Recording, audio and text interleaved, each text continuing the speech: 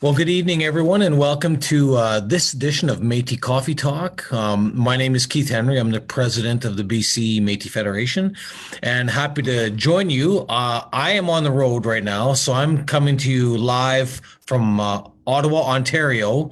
So it's actually 10:01 where I am, so I'm up quite late hosting this show. But I really want to say thank you for joining for this Thursday, August 25th. Lots to update today. Just share some more detailed insights. We've had a really great recent celebration of our 10th anniversary and some other updates we're going to share with you today. And we'll get into that very shortly. But let's start with introducing my co-pilots for this monthly edition. I want to welcome back, as usual, JJ Lavallee, who'll be entertaining us throughout the show. JJ, how you doing this evening? Great. How you doing? Well, good. It's only 7 where you are. It's 10 o'clock where I am, so I don't know. Oh, you're used to being up late, eh? Yeah. Well, anyways, JJ, we're going to get you ready for your first song. But before we do that, I want to introduce our other special guest tonight. I'm sure everyone knows who he is, so let's dispense with the excitement. Greg Mazur, how are you doing, Greg? Doing well, Keith. Yep, coming to you from the Silks territory here, West Kelowna. Beautiful evening here. Yeah, it's only 7 o'clock. We've got a lot of evening left here. You're getting ready for bedtime out that way, but have a great evening here. We've got lots to talk about. Really looking forward to it, Keith.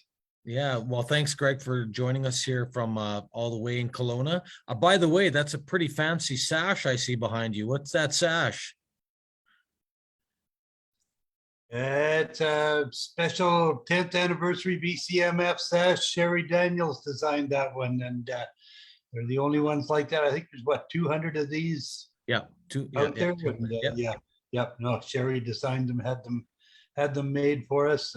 Just really honored to be a recipient of one of them. I think JJ's got one behind him also. Yeah. He's got it, but his is a little further away from the camera. I thought yours looked sharper, closer. Anyways, well, welcome, Greg. I know we're going to talk about a few things tonight. JJ, we pride ourselves on each month sharing Métis culture, and you're back again with the fiddle I see in your hand. So I guess you're ready to give us a first tune. Yeah, well, since I'm missing my counterpart Rennie tonight, I figured I'd do one of his tunes just to keep his presence on the show. And here's a tune Rennie always pulls off called Cajun Fiddle. 2, 1, 2, 3, 4.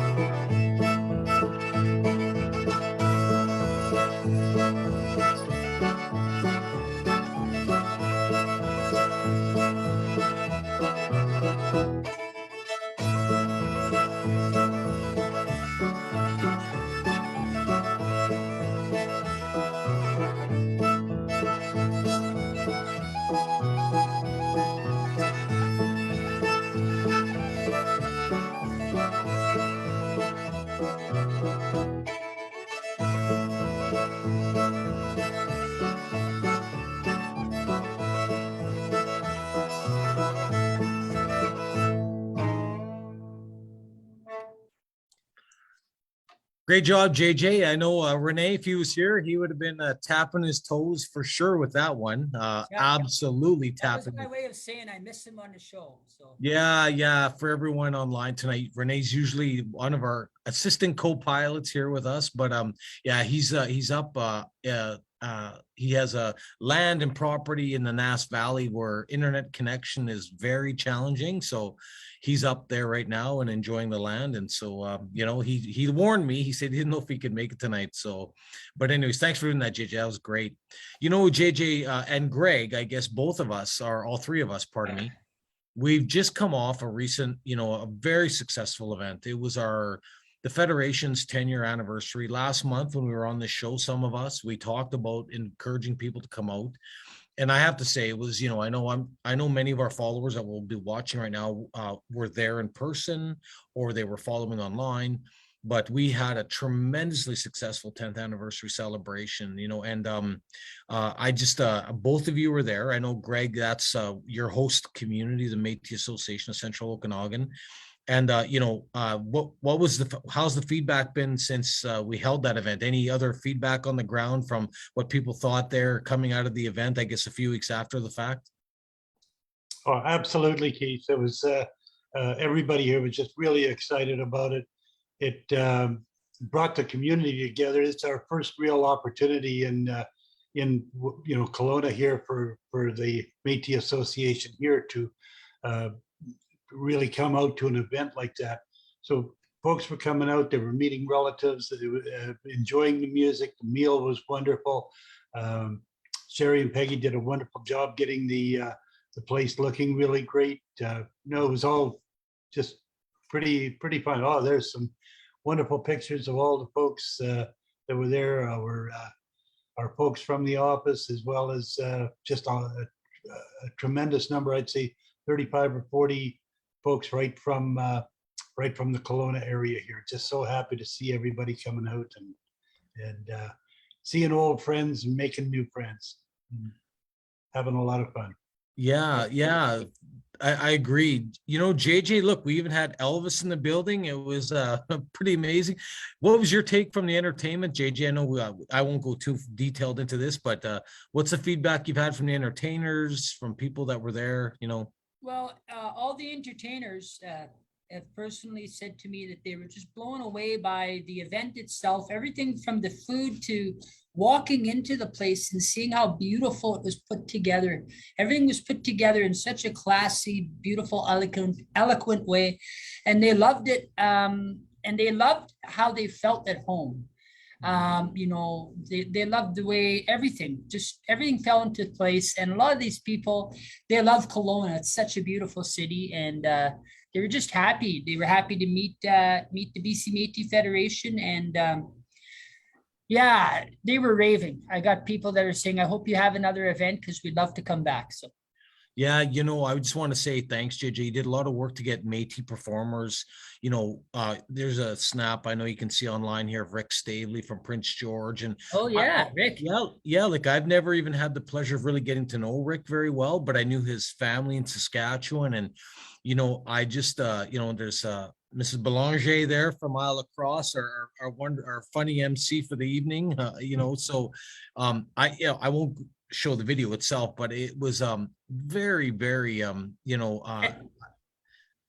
was a great group of entertainers. Right? And how about them Ivan Flett Memorial Dancers? Come on. I think we got 450,000 views on our page about them. They were yeah, JJ, I mean, they stole the show. I mean, not only did they steal the show, I am going to bring that back on the screen for us tonight. That we've had as close to a virtual piece from the Flett dancers that were, I know a lot of our people may not understand the full social media analytics, but this was posted now less than 2 weeks ago, and we're at still 850,000 reach. We're almost at 1 million. Wow. Yeah, 1 million. I mean, and in terms of what you said, the actual views. So, they did this particular one to Devil Goes Down to Georgia, right? So I'll pull it up for us.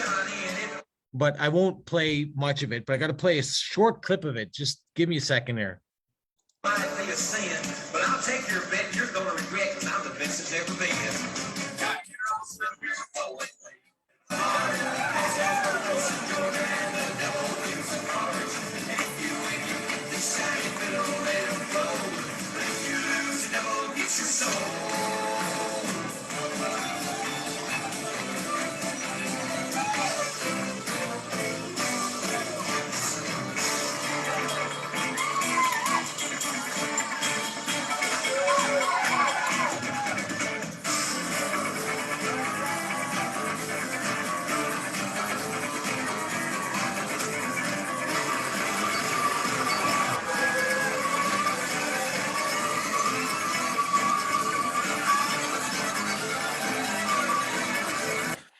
So, we get the gist of it. I think I saw Greg moving his feet that fast that night.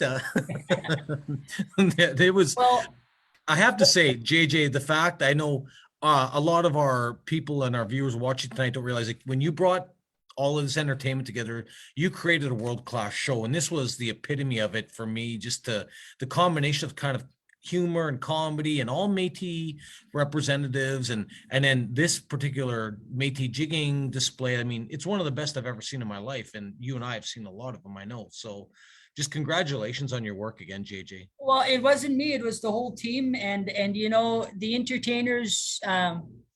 I wanted to bring together a group that had all kinds of versatility. Like we had everything from elders to youth, and we had comedy. Like you said, there was something for everybody. Rather you liked country, you liked a little bit of rock, a little bit of dance, a little bit of fiddle. We had Sandy Schofield with her contemporary. So I think we had a perfect show, and I'm really happy that it all worked out. Yeah. Well, it was a great way to really celebrate. I thank everyone that was there. We planned for maximum 150. We had a maximum 150. I just again want to let all of our members and partner communities and partners watching tonight know how much we appreciated, whether you were a sponsor or you attended or you were there. I mean, it was an amazing event. And, I'm going to talk about two things after this. I'm hoping, JJ, I can cue you up to do another fiddle tune here now shortly. Sure. And before you do, I just we'll come back after. We'll talk about two things out of this, but I want to particularly thank one of the sponsors was Liuna, and I'll have Greg get ready for right after you do your fiddle tune. We're going to talk about an agreement and how important partners like Liuna are for the Federation, our partner communities, our members, and Métis people watching, wondering should they get involved. So why don't I let JJ? What fiddle tune do you want to give us? We're going to give us a nice little waltz that some of our elders, if anyone's watching, you've probably heard of a tune called Maiden's Prayer. It's a beautiful tune, and I'd like to play that for you. 2. 1, 2, 3, 4.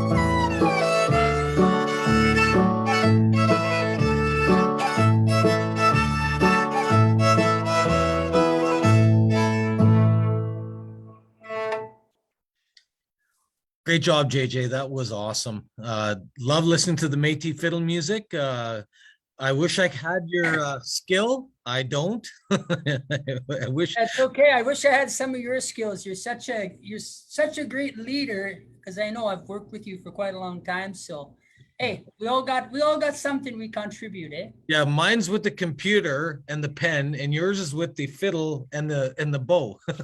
Because That's right. I watch you with the bow there, and you make those little subtleties, and I'm like, you make it look so easy, but let's be honest, I know you have to be trained and skilled to do that, and I would not probably do very effective at that. Somebody said to me last night at a show, now that you bring it up, someone said, you haven't been trained to play? And I said, no, I'm all by ear. And they said, well, I can tell. They said, but you really have fun when you play. And I said, yep, that's what it is for me. I don't take it so seriously. I try to have fun with it, I wouldn't say I got the best technique, but it's all about the fun and the music for me. Well, it's great, and it helps a lot of us connect with our Métis culture, and the fiddle is such a cornerstone of part of our culture, and I think it's great to have it live. And thank you for sharing. So thanks, bud. Greg, one of the one of the great sponsors at our event was LiUNA. We had some recent development. Why don't you tell us a little bit about LiUNA? Absolutely, Keith. No, LiUNA is the Labor International Union of North America. And we've got about 500,000 members in North America, about 5,000, 6,000 in British Columbia. And they look after getting the work done. They're the laborers that go out and perform the duties. I'm just looking at some of their one of the reasons we wanted to work with LiUNA, especially, is the training opportunities that it brings for our members. And of course, our members then take the training and they become their members. So it's a real hand-in-hand operation. But some of the things that LiUNA does, they're doing the rigging, they're doing the fall protection courses, everything from forklifts and skid steers, the smaller equipment, not the big Caterpillars and things like that, but they're doing the small equipment that does, all of the real core work for a lot of the companies that are out there. And so it's really exciting. This is local 1611, and right now they're celebrating 3585. They're doing work all over the province, anywhere that you see a lot of traffic control. They're doing the Broadway subway project, rotary drillers, concrete folks, things like that. So LiUNA just plays such an important part province-wide. And so we've been working with them for several months now to develop a strategy that we could use together.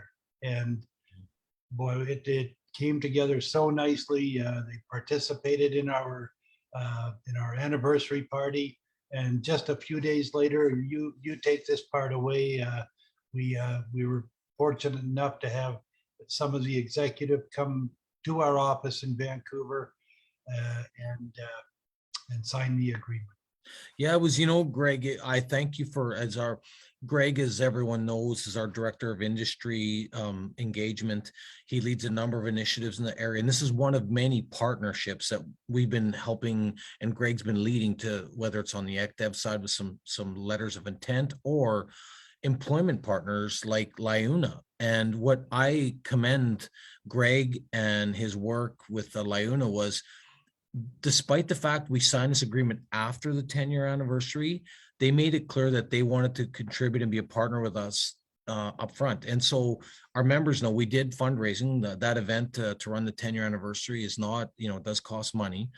And, LiUNA was one of our gold level sponsors at $5,000 at pre-signing any agreement. So what that showed to us as a leadership group with the BC Métis Federation was, people often talk about best practices and engaging with Indigenous communities and all these sorts of things. And I said, generally, whether you're Métis, First Nation, or Inuit, but for us as Métis, if you want to work with us, you got to learn and work with us and build trust through our culture. And every community has their own nuances. For me, at least, when and our leadership of the board, we felt that partners need to support and invest in our culture, and then we'll take it from there. And they did that. In this case, they did it. They provided support. They didn't really harangue us too much for details. They just said, look, we know the money will be put to the overall cost of the event. We don't need to know whether we're paying for someone's lunch or flight or whatever. We just need to know it's going to the overall cost. And in this case, LiUNA was a great partner for us. You would have seen them in their logo in the background, and when I showed you that quick clip from the Ivan Flett Memorial Dancers. So that just made this, so it was kind of interesting. We came off that. It was such a great weekend. I drove back from Kelowna. I was, on a high all the way back. And then Monday morning, we signed this agreement, and it felt right. You know what I mean, Greg? I don't know what your take was, but this was a picture of me with Nav Malhotra, one of their key managers for particularly in BC here. And then we had a picture with the executive, and we gave them a 10-year anniversary sash because they sponsored that event, and it was really important. And I don't know what you thought, but I know, Greg, you've been doing work with Darcy and others within LiUNA. What's your take on what their intentions, and how can we help members feel that this is about, we're creating a pathway for members to want to work with the union in this way? I mean, on many projects that you listed, right? Absolutely, Keith. No, this is something that we discussed at length with my team, with Karen and Taylor, myself, Brad. We discussed this, and one of the first questions was, well, why the heck are we wanting to partner with a union, and especially a major union like LiUNA? And I said, well, guys, here's one of the main reasons that I have for looking at a partnership with LiUNA is the unions like LiUNA are some of the first to know when the opportunities are and where they're going to be coming, not now, not in 2 or 3 months, but 2 or 3 years down the road, because they have to get their people ready and trained up and for very specific jobs that they're going to be doing. So with us working hand in hand with them, setting up a steering committee with the folks from LiUNA, specifically Darcy here in British Columbia, and Larry on a national level. Incredible folks. We're going to be working hand in hand, developing these steering committees with some of the major projects that are going to be coming into British Columbia. And that just opens the doors in so many ways for our people right across the province, Keith. We're going to be looking from northeast corner oil and gas to the southeast corner projects, major projects coming in there.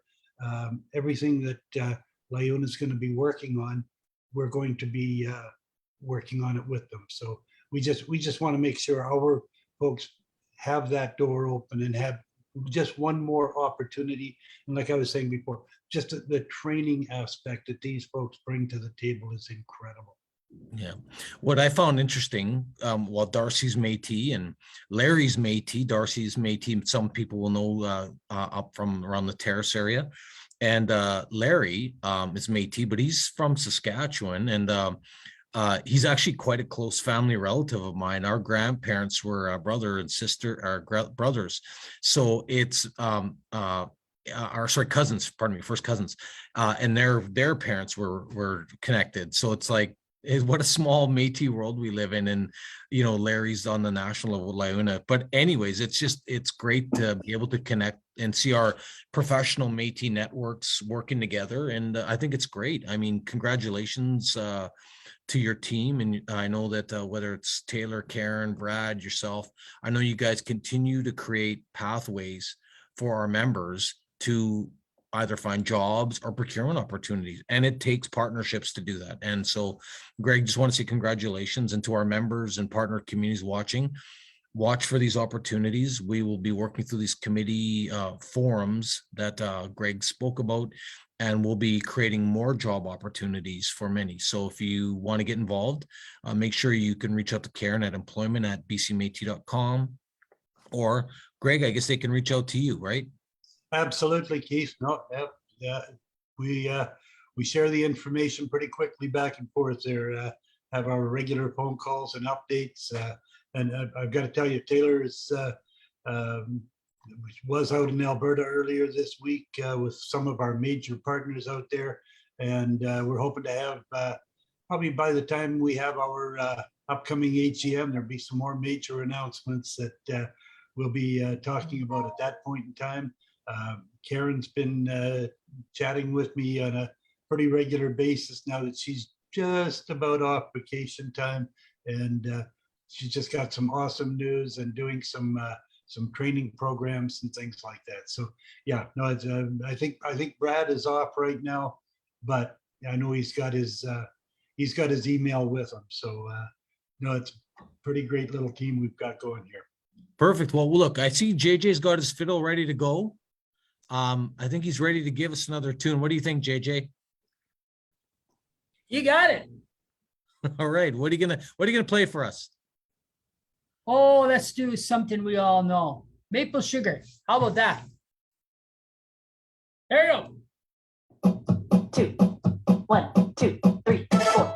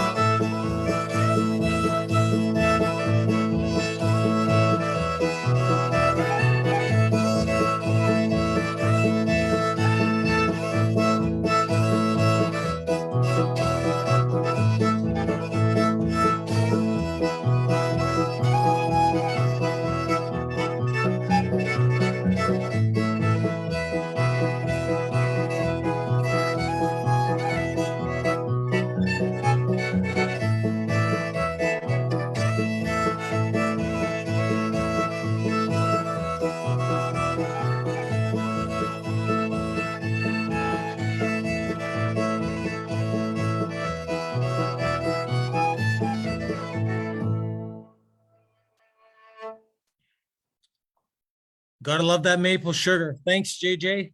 You're welcome.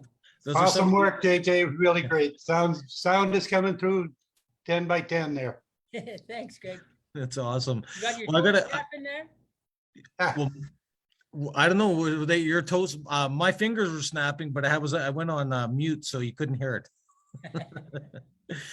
Okay, a couple quick other items. Greg, I'm going to come back to you on another item, but I want to just let our members know. I'm sure they've all followed on Facebook, but we continue to evolve in a number of new ways at the BC Métis Federation.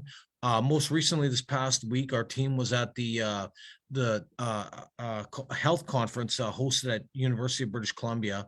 It was called Towards Unity for Health, and it was quite an interesting forum. We have, Drake and Kevin, our health coordinator and so forth, trying to raise awareness of the BC Métis Federation's health aspirations, how we want to help our members, our partner communities. We've got a long ways to go. We're more in the incubation stage. We need to do more research, but we saw a lot of this come through on the COVID research, right?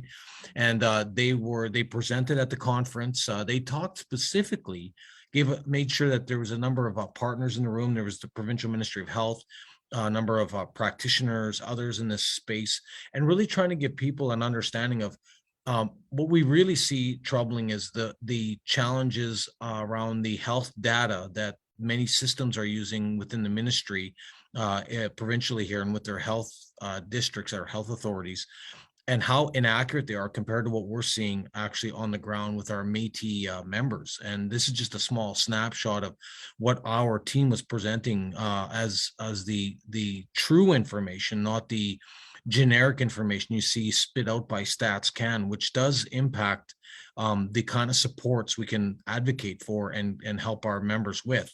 So this is a small example. We gave them a profile of who we were as an organization. It was a poster sort of thing, and they did a verbal presentation on what we're trying to address. Well, where we really saw, and I've spoke about this on previous versions of Métis Coffee Talk, we really need to talk about the systemic challenges, and we need to talk about how the pandemic, the COVID-19 issues affected our community, because there's still live issues today that we're dealing with. And what we saw, one of the things coming out of the pandemic was the increase in illicit drug use and other sort of challenges that aren't showing up on any real radar of many of the programs and services we're seeing for Indigenous people, but specifically our Métis members. So, we won't fix this overnight. We're just trying to educate and trying to help promote awareness. And just really, we're trying to compare our data with a number of other organizations and people in this space. I'm really proud of the work our team did. We've definitely got a long ways to go, but it does start with building those relationships, as we see with economic development and everything else that we've been talking about tonight. So, I just want to say that we're doing a lot of work in this area, and I would just encourage people to, watch for that and be aware of that. And also, before I come back to Greg with something, I also want to talk, we've been certainly doing a lot of, and I'm sure you've seen, if you follow our Federation Facebook page, we've been certainly providing a lot more context and information about Métis information and history in British Columbia. And it really quite surprises me, some of the reaction we get from some folks. But there seems to be this narrative that certain Métis gatekeepers and some First Nations and others that don't know our history and want to tell a certain story about the Métis in BC. And our research department is putting out factoids and just sort of information they've been scouring through the academic records. And so, for example, I'm going to show you, like one of the posts we just did yesterday through our team. It was the research team. We pointed out reveal some of the influence of Métis people in the Pacific Northwest. And in this particular article is about a local tribal people had long acquaintance with the fur trade, and they were consistent in identifying Métis influence. The historical record from Tate states the fur trade half-breeds spent protracted spans of time among the Secwepemc. The influence of the Métis people in the Pacific Northwest is growing in our understanding. This is a fascinating read. Read the full article here. There's this belief that somehow we may or may not have had history pre the last few generations, and we will continue to dispel that narrative. The academic record is proving it more and more. And while I won't go into great detail on this, these are written as Métis historically in the province of British Columbia. And in this case, you can see that the timeline was, whether it was the late 1800s or early 1900s, this particular work was done in 1909.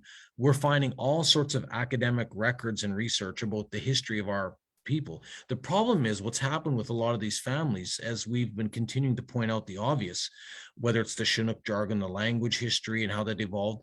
But you're seeing that our people and their histories have been buried and just incorporated into maybe some sort of relevance to local First Nations in some cases, or just assume that they just integrated. And we know that's not true.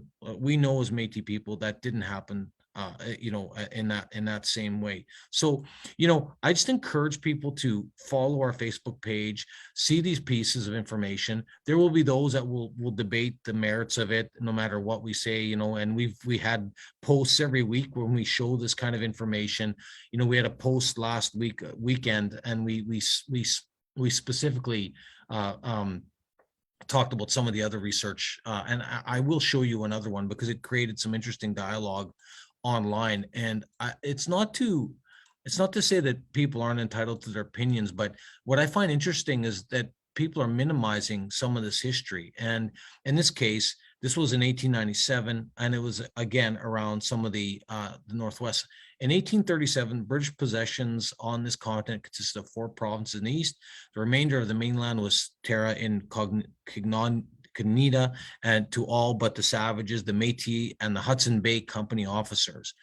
By the close of the 19th century, Métis were increasingly forced out of the narrative of the province. Jean Barman says the public Métis did not exist. Yet, Métis people survived and remained connected to the land and resources.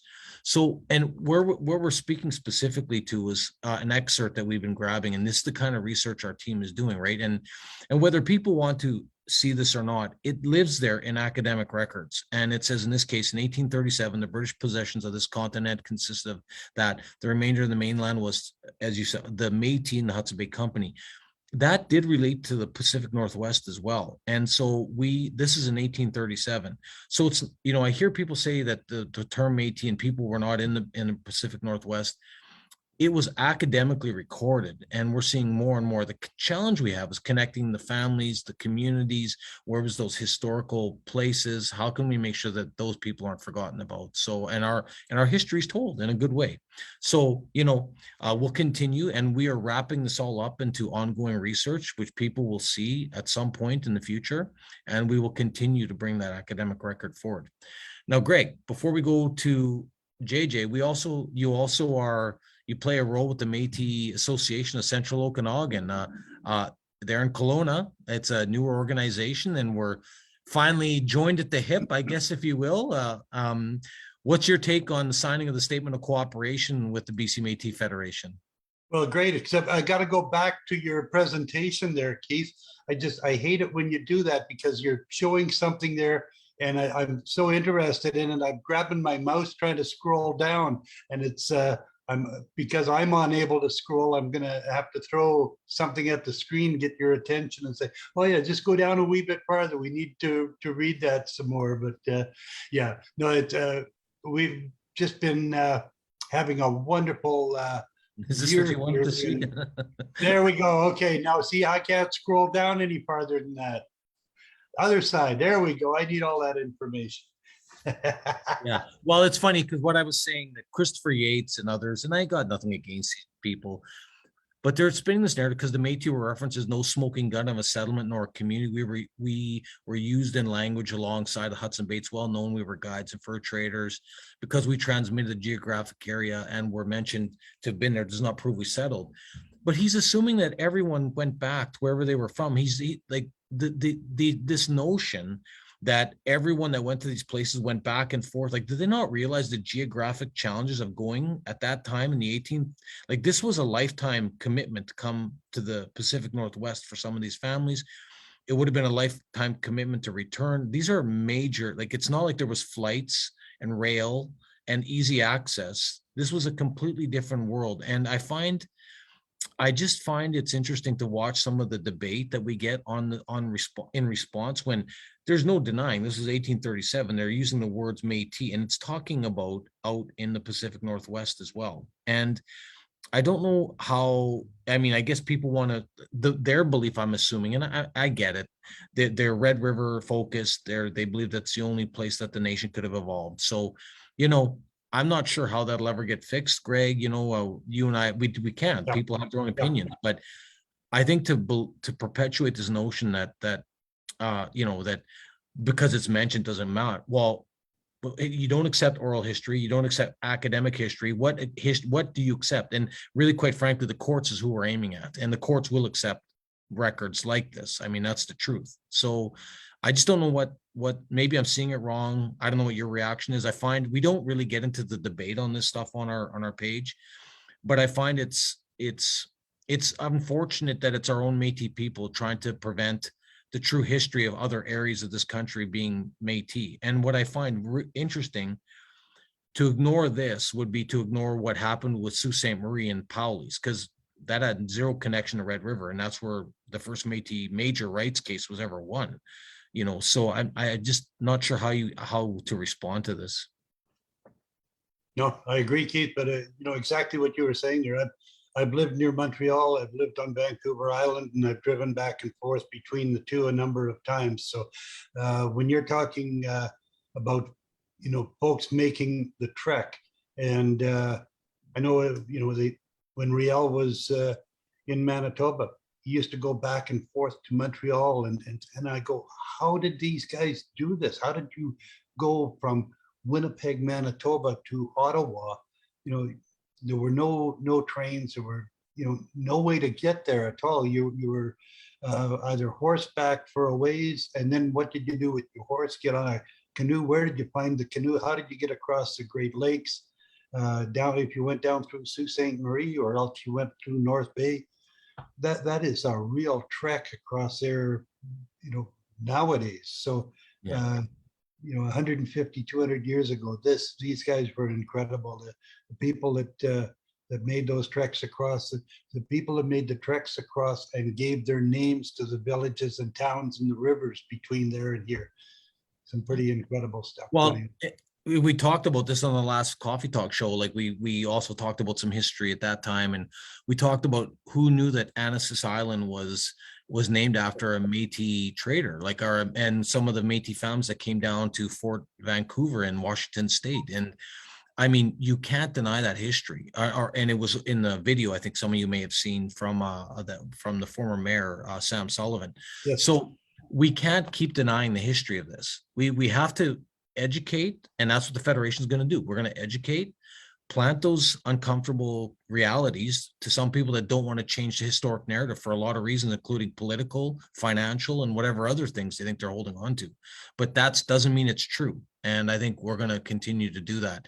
You know, Greg, I just want to finish really quickly. I just want to say we're very happy to work with the, of course, the Métis community in Kelowna, with the Métis Association of Central Okanagan. I know you got members, and it was just great because, you know, at the 10-year celebration, it was powerful.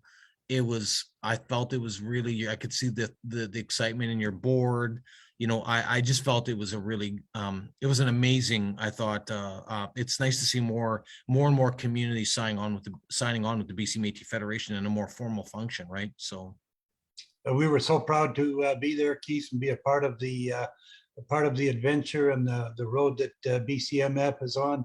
Our little group here, we just started we started a year ago. We had our first AGM this evening, and you know, just an incredible turnout. We, you know, even at the anniversary party, we had about 40 people just from our local area here, which to me is incredible. It just shows the interest in the community to find their roots, find their relatives, find a sense of belonging to an organization like BCMF. So that part was great. Now the folks came out tonight. We've elected a board of directors. We've now even got one of our directors is in charge of membership now. So for a small group, we've got a director of membership. We've got complete board, and done our first AGM. So I'm head over heels. I'm riding the wave like you were a couple of weeks ago. You know, coming out of Kelowna here. So no, Perfect. Well, we're happy. Congratulations. I'm glad. I hope you had a good AGM tonight. It sounds like it. And we're just happy to have all of the members of the Métis Association of Central Okanagan working with us. But I see JJ's chomping at the bit here. I can see he's got the fiddle in his hand. He's like, hey guys, you're boring me here. I want to get back to some fiddle music. No. I really love this stuff too. You know, there's an element, you know, and I gotta just hold back sometimes, right? Because but the only thing I wanted to add, Keith, about the whole Métis in BC, it's funny that there's so many people out there that are saying there's no Métis in BC, yet they're having meetings here trying to get Métis from BC to join their organization, but there's no Métis in BC. It boggles my mind. So Wow. that's the only thing I wanted to add. I just had to, man. I know, and I they just have their political spin, their political narrative, and I just hope people like, hey, if you want to be part of the Lions Club, go ahead. You want to be part of the other club, go ahead. Like to us, I think people should have free choice, and they should be members or citizens of whoever they choose as their leadership, and that's it. And if that's what people want, well, I guess that's what they have. So, but we're giving people, I think, a healthy option and a safe place to have a real conversation. So, Absolutely. Yeah. So, JJ, what's the song going to be? Arkansas Traveler. There we go. Haven't played this one in a while. 1, 2, 3, 4.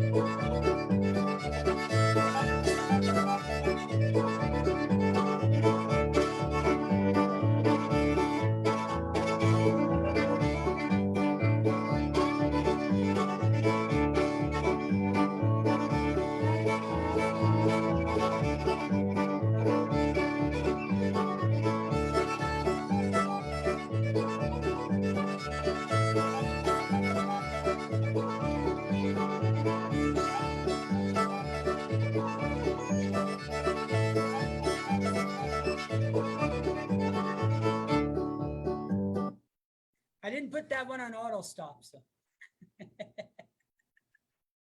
Well, yeah. I was like, wow, he's not sure how it's going to end, but that right on. Yeah, Yeah. this app is wonderful, but I'm still learning it, so. Well, guys, did you know today that we put out the new newsletter? I bet you didn't. So the August newsletter was here.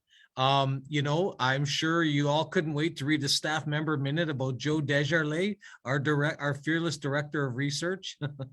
But Joe, many of us know he's been on the show a number of times. He's a proud Métis person, great Métis heritage and family. He lives in the Lower Mainland. And we all really appreciate and value the work that Joe does. So those online that don't know, he used to be one of our board members. He chose to work in the organization, so he had to make that decision to move to an operational role, and he did that. And we're just very so thankful for the work he's trying to help do. And some of the very information I just shared is because of the work of him and his team. He's got 2 other team members, and they're literally just working full time on pulling academic records for us together. But just wanted to say that. So we just spoke about the LiUNA agreement. We were so proud of that, and we won't go into that much more, but that newsletter features that. But the big one, that I want to make sure that people know is that we're going to be having our annual general meeting on October 15th in Surrey, British Columbia. It'll be at the Sheraton Vancouver Guildford Hotel. And that's located at the corner of 104th Avenue and 152nd, essentially. And very excited, but the difference this time is that we are going to be having an election for our board of directors. So our bylaws require us to have elections every 2 years. The last little while, we haven't been able to have elections because, we had elections, but it was all online. It wasn't the same through Zoom and whatnot. So we're back to, we're trying to have business as usual. So you have to be at the annual general meeting to vote and have your membership card in good status. So definitely looking forward to seeing people on October 15th. What I will say is we are going to be looking for leadership. We've currently got a board of 7. Our bylaws allow us to up to 10 board members. So I encourage people, if you want to run for the board, think about it. If you don't like, I'm the president. If you want to take my position, you can run against me. I won't take that personally. That's just politics. But there's a president, vice president, and then of course, board members at large, and there's up to 10 board members. So we can have 8 board members at large and president, vice president, and it'll be 2-year terms. We've got a lot of work, but anyways, in the newsletter, there's a hyperlink. You look online, there's a hyperlink to the nomination information sheet. And of course, we have appointed a chief electoral officer very recently. You will send your board member application process through our office. It'll be contact membership@bcmétis.com. And our legal firm is handling it, and one of their representatives, Cohen Hawking, is going to be the chief electoral officer for us, and he's worked well with the organization. He's a young up and coming lawyer, and he's done a great job for us. And so our board appointed him as the CEO for this election. So the notification is out today and so forth. The nomination process is set out in our bylaws, so we've summarized it in the newsletter. We hope people take a look at it, but we definitely need people to have their applications in if you're going to run by September 15th. So that date is a hard deadline. You have to have you have to provide a criminal records check. You have to have your membership standing as a full member in good standing. Obviously your residence proof and the form. It's very simple, very straightforward, but you got to get to work on it if you want to run. So we hope people will consider. We would love to welcome board members, and I'm going to run as president. I'm not denying that. I'm definitely going to try and maintain what I helped build, and I look forward to, if people want to run, we'll have a election process at the AGM itself. So that's very simply, the newsletter provides all the forms and all the information. And so I really look forward to hearing from people, or seeing, hopefully people will go through the electoral process. A couple other quick things in the newsletter I just touch on. I continue to say I'm so proud of our beach cleanup program and the work through the Department of Fisheries and Oceans and Coast Guard. Angel Fisher and her team have been out for several weekends doing coastal beach cleanups. And this past weekend was another excellent opportunity. And we had JJ, you were out there. I saw in the pictures, there's about 20 of you out there, Yeah. volunteering time to do beach cleanup. How was that Oh, experience? It was amazing. I told Linda, I says, that's something I want to do every Sunday, just to be out on the beach with the fresh water first thing in the morning. And it's such a good cause. I mean, how better of a way to spend your morning than cleaning up a beach, like giving back to the community. It was awesome. And big on Angel. Thank you, Angel, for creating something for us to do. That's awesome. Yeah, I have to say, I watch you guys. We posted on Facebook. I'm sure many of you saw the pictures of the beach cleanup, and it's just, we get so much engagement and so much support from just whether it's in our Métis community or outside of the Métis community. It's people are really, I think, impressed to see this organization and our Métis community of members come together and actually support, like not just talking about environmental protection, but actually doing things about it. So many people say they're going to do this, that, and the other thing, but often doesn't materialize into a whole bunch of anything besides a lot of, to basically a little bit of like, what we would call hot air in politics. But that aside, I just want to say congratulations, JJ, and thank you to our members that were out. This is a snapshot of the picture of some of the members that were out this past weekend. You guys are all champs, like really, like there was like from young to old, and JJ, who's in between, I'm assuming. And it was, probably nice to see family and community coming together on such a, like, as you say, such a good cause. And, we're growing as an organization when I'm looking at pictures and I'm like, I don't even recognize half the members anymore. We've got so many people that are getting involved with the BC Métis Federation. I have to go back and say, who's that? But, it's something I wear with pride, and JJ, it was good to see out there, and see Jeannie from our team was out there as well. So thanks for the work and volunteer. And again, that was great to see it as part of the newsletter. And I hope people realize all the work that's going on. Any last comments on that, JJ, before I move on to the rest of the items in the newsletter? No, that was wonderful. I'm just happy to be part of it. Well, if you want to get involved in the coastal cleanup, member, you can email Angel Fisher at a.fisher@bcmétis.com, and you can certainly get involved. And finally, the Métis Terrestrial Investigations Project that was in the newsletter. We have a group of community researchers. I've been showing you clips of that.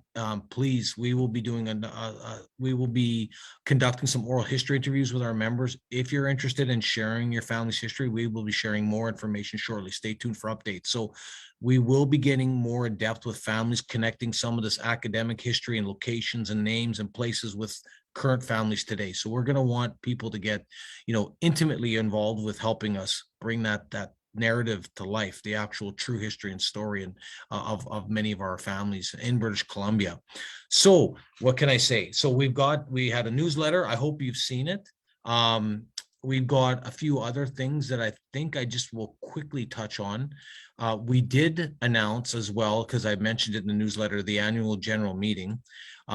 As we all know, it is going to happen on October 15th in Surrey, British Columbia. And I just want to remind people again, critically important. If you want to run for the office, please follow it. It's on our website. It's right front and center. The draft AGM agenda is out. We know that, of course, JJ and Renee will do opening fiddle, and we will go through our typical reporting. But what's different this time is we will be adding the election process. And those of you that run for the office or want to run for one of our leadership positions provincially, you will need to be there in person as a nominee, and you will have to provide your sort of speech between 11 and noon, and voting will take place in the afternoon of the AGM, starting at 1 o'clock. And at some point later in the afternoon, our chief electoral officer will count the ballots and will announce the winners. So it's very important that everyone decides what positions they want to run for. And so, we look forward to seeing you there in Surrey. I do strongly encourage, you don't, I guess, have to be in person if you put your nomination forward and you meet the qualifications. but I know because members have to vote in person. If you're thinking of running, it's important you plan to be there, and it's very important. Otherwise, getting elected is very challenging. So just want to remind people again, it will be Saturday, October 15th all day. It'll be our 11th annual general meeting, and we'll look forward to having a great event. I will give you some more information about that in the coming weeks about that here with a special edition of Métis Coffee Talk. So JJ, why don't you give us, or sorry, Greg, any comments on I was just going to say, Keith, on that, voting is got to be in person only, or? in person only? That's the way our In-person only? bylaw. Wow, Yeah. that, because the issue was, if you're Métis, get out, vote often. It's the Métis way. Yeah. Yeah, we're trying to not have vote often. That's Have that. Oh, okay, sorry. Yeah, This yeah. is the new Métis way. yeah, Okay. yeah. No, No, I that know. looks like a wonderful agenda. It looks like a just tremendous opportunity for folks to put their names forward and represent their different areas around the province, take the information back from the board back to the communities. That's looks like a great time. Looking forward to it. Yeah, I will say this, we have come so far, and there's still so much more to do, but we've come so far. It's an exciting time in the organization. It's really a great time to get involved in leadership. And it'll be a fair process. Like, you know, we've done this a number of times now as an organization, being over 10 years old. We've run 5 elections, no issues. So we don't expect any this time. And we just encourage people, you want to run. We don't have a slate. There's not like a bunch of people. It's up to you if you want to run, and, you know, get involved, you know, make it.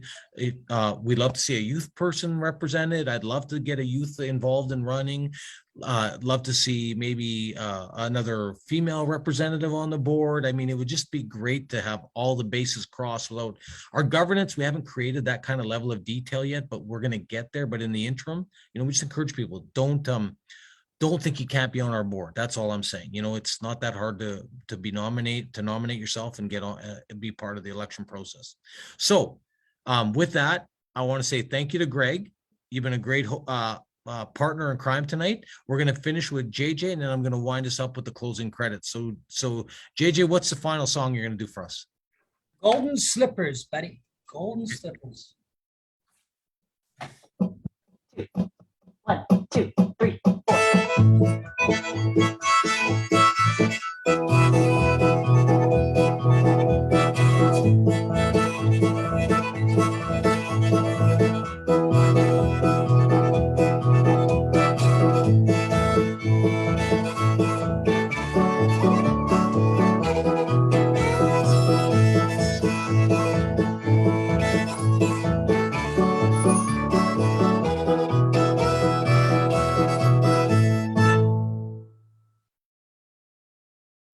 Well, that's the abbreviated version. Yeah, it's short and sweet. All right, on. Wonderful, JJ. That was really great. But I did want to add something, Keith. We didn't get to mention, we are trying to get a fiddle program running in November. And That's I right. just want to remind our members, if you have any kids or if you're an elder, we're not discriminating age. We want you to come down to our office, and we want to give you some fiddle lessons. We want to keep that Métis fiddle music alive and preserve that culture. It's not that hard. We don't start with hard tunes. We start with easy music like Twinkle, Twinkle, Little Star. I'll teach Keith and I'll get him on a video. That way, you know, anybody can learn. Yeah, if I can do it, definitely anyone can learn. So it's in November. It's on our website. Yeah, just email me or Cassandra. And if you want to take some fiddle lessons, they're free. And you just got to come down to the office in November. And we're really hoping to get this project off the ground. So that's it. Well, JJ, we will definitely feature that in the near future. 100% we will, because that is so often what people ask for, is those cultural opportunities, and I can assure you we will get that out front and center very soon. So, but JJ, thanks for bringing that up. We're basically on our hour. I want to say thank you again for being my co-pilot. Greg, really appreciate you and your time and helping talk about the celebration of the 10-year anniversary in your backyard in Kelowna, and your leadership of LiUNA and signing the Métis Association of Central Okanagan Partnership Agreement. You know, so many things. We appreciate your work, and I want to say thank you for joining us tonight. Thank you, Greg. So with that, I want to say to everyone, have a great evening. We will sign off now and we will see you soon. Please consider your nomination. Please read the newsletter, get on the website. There's lots of stuff coming up. There's a beach cleanup on the island coming up this weekend I didn't get to. So there's all sorts of ongoing things. It's growing so big, so fast. But please check out bcmétis.com or our Facebook page for regular updates. And I look forward to talking to you soon. Have a great night, everyone, for this Thursday, August 25th. And of course, my name is Keith, and I'm the president of the BC Métis Federation. I'm proud to serve a number of you that will be watching tonight. So have a great night, everyone. We'll talk to you soon. Take care. Night. Night, guys. Night.